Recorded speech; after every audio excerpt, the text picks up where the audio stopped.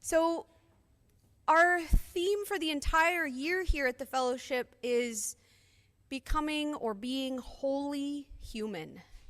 Wholly, W-H-O-L-L-Y, entirely human. And as a reminder, we are offering roughly once a month, we're doing a service that we're calling Tools for Being Human, practicing and focusing on those skills that we aren't taught other places in our lives, those sort of human skills. What do we need to know and have in our back pocket to get through this thing called human life?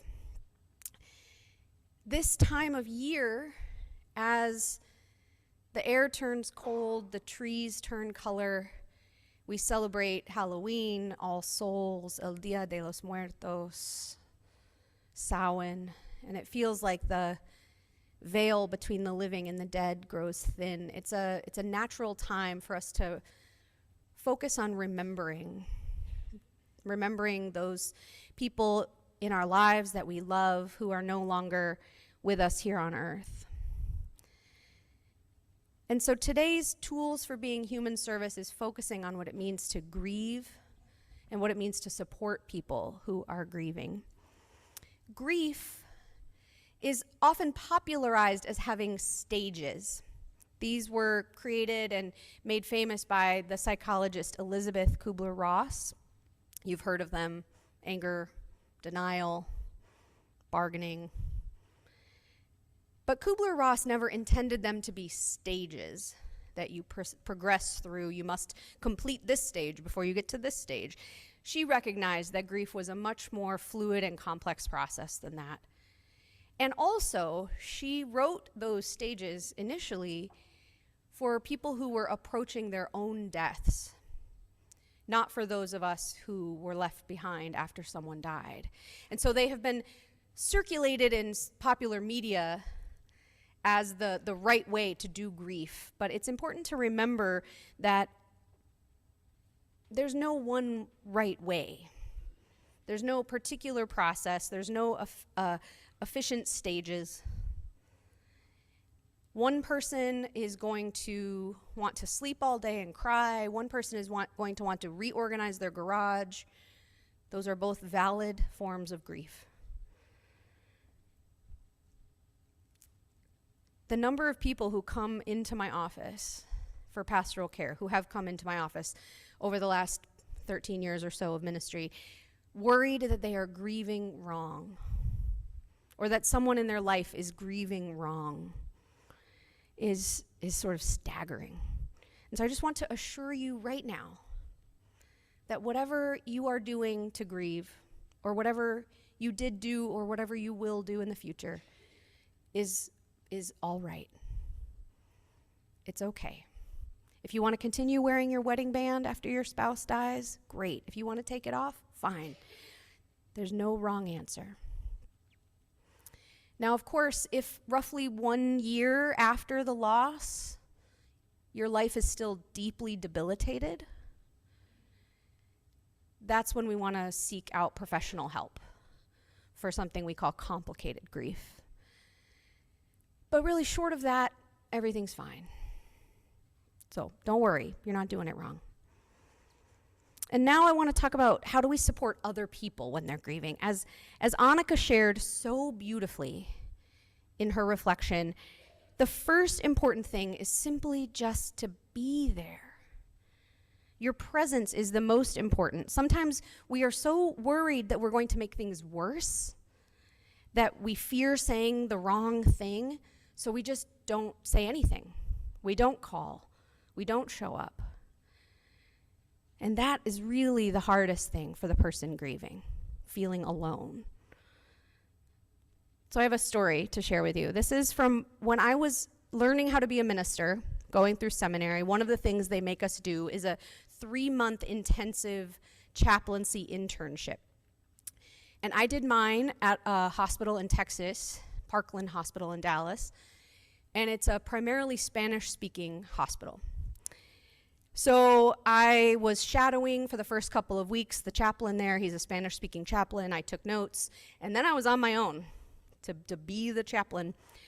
My Spanish at the time was okay, not great. It's still not great, it's better. And I had misheard the chaplain who I had shadowed. I had misheard the word for prayer. The word for prayer in Spanish is oración. And I had heard ahorita, which if you speak Spanish means right now. Does not mean prayer. So for at least a week, maybe 2, I would go into hospital rooms where people were in crisis or grieving. They had just experienced a tragic loss. And I would introduce myself. Hola, soy Cristina, soy la pastora, I am the minister. And I would use hand signals and I would say, ¿Quieres una ahorita? Would you like a right now?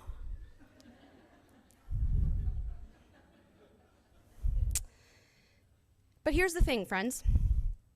Not one person said no. No one corrected me. It doesn't make any sense. Everyone said yes to this offer of prayer, and I would fumble through Spanish prayer, probably messing it up. And when I finally realized that I had been using the wrong word, like totally the wrong word, I was really embarrassed. But it was crucial learning for me, because in seminary we are taught that our words have power. And of course they do, and we will get to that. But for these grieving people, they did not care. Maybe they didn't even hear the words that I said. They just perceived that I was caring, that I was kind, and that I was there. And that is really the most important thing. So just as a reminder, most of the time, your words are fine. People aren't really listening when they're grieving, and that's okay. That's such a relief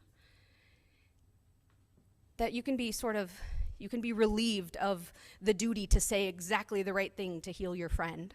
Just be there. Just be there. And so, of course, that being said, sometimes we can say the wrong thing, right? So I want to give you a few tips and tricks for how to know what to say when someone in your life is grieving. So the key to all of this is something we call self-differentiation. So this is the idea that you sort of are in your own body and you can feel your own feelings and know that they are yours. And recognize that someone else has their own body and their own feelings, and that they are separate from yours. And the beautiful thing about empathy is that it allows us to sort of feel with someone else. And so if you're sitting with someone who is in deep pain, and you also feel deep pain, that is a good sign. That means that you are a healthy person with empathy. You are not a sociopath.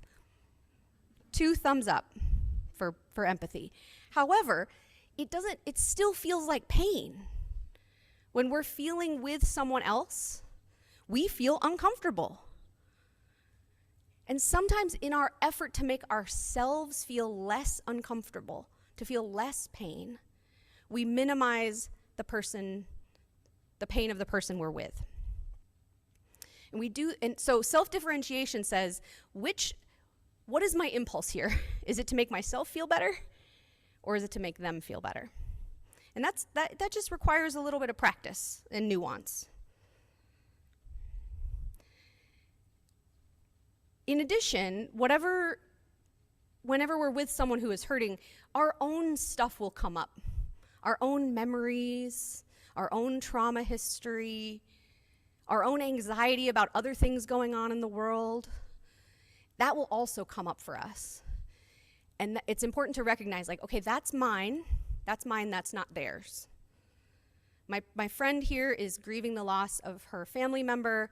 Now is not the time to bring up how angry I am about the election results. I say that, it's not a joke, that happened to a friend of mine at the funeral. We are feeling our own feelings, and we know where to put those feelings, and it's not on the person who is grieving. And so a a helpful tool that I have discovered is called the circles of care, or the ring theory, or the kvetching order. And I have a slide of it right here, Jack. So this came from the internet. I didn't invent it. You can Google it. So the rule here is to find out where you are on this map. The person closest to the grief or the tragedy is in the middle. They're that center circle. And then maybe they just lost their spouse. Maybe they just received a serious diagnosis. The person the closest is the middle. And then maybe their spouse, their immediate family, their children, they're the next circle. And then their extended family and friends are the next circle. And then their coworkers and acquaintances are the next circle. You get the idea. There's no science to where you are on this map or where someone else is, but just sort of gauge where you are. And then the rule is, once you figure out which ring you're in, the rule is comfort in, dump out. Let's say that together. Comfort in, dump out. Very good. So the people that are in a circle smaller than yours get comfort. Just comfort. I'm so sorry this is happening. I'm here for you. You are so loved. You and your spouse who just died are so loved. I will bring over a meal tomorrow. I'm just going to leave it on your steps. Comfort only. Comfort looks like not asking anything of them. Sometimes, in our effort to try to relieve that anxiety or pain, we ask questions. How could this have happened? What caused it? What can I do for you? Even that is putting something on them. Now they have to come up with an answer. They have to coordinate their own care. Comfort is just offers of support. I love you. I'm here for you. Quick, helpful rule of thumb: if what you're about to say begins with the phrase "at least," don't say it.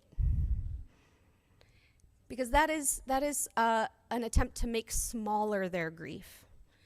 At least this didn't happen. Or this other thing in the future might happen and is better. That is an attempt to make their grief smaller, which is actually an attempt to make our own discomfort smaller. Matching people where they are is a really, really helpful tool. But of course, we are humans, and we do have our own feelings. We do have our own feelings about what has happened, about the pain, and we have the right to have those feelings tended to. We just seek that tending in a circle larger than our own, someone further away from the grief. We can lament the tragedy. Why did this happen? Rationalize the pain, acknowledge our own triggers. All of those things are totally fine, just in a circle larger than the one you're in.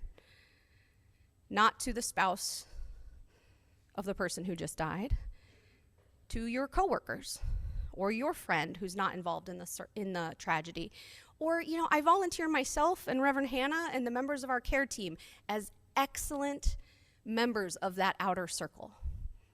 If you're not sure who to call to process your own feelings, call us. That's what we're here for. And we can help you with that. When I served in Annapolis, Maryland, I preached on this ring theory, and I have preached on it here as well. And a couple years later, a congregant was dying of brain cancer. And the wife of the man who was dying was in the home with him with her teenage daughters. And I went to visit for pastoral care, and she had bought a large piece of poster board and a big black marker. And as I walked in, she said, "Can you draw that circle thing on the poster?" And so I did.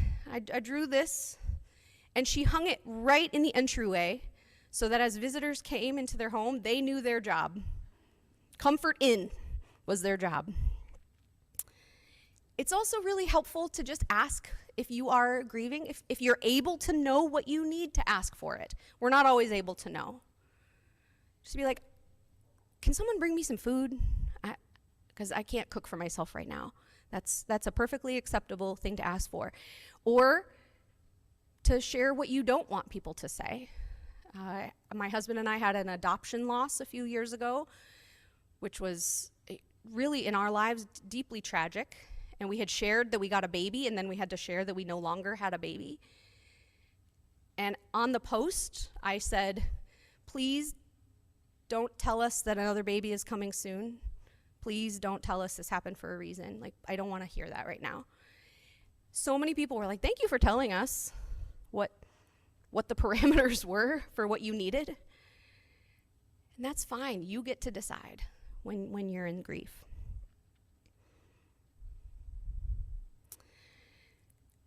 When a person is grieving, they just need to be joined. They need to be joined in their feelings.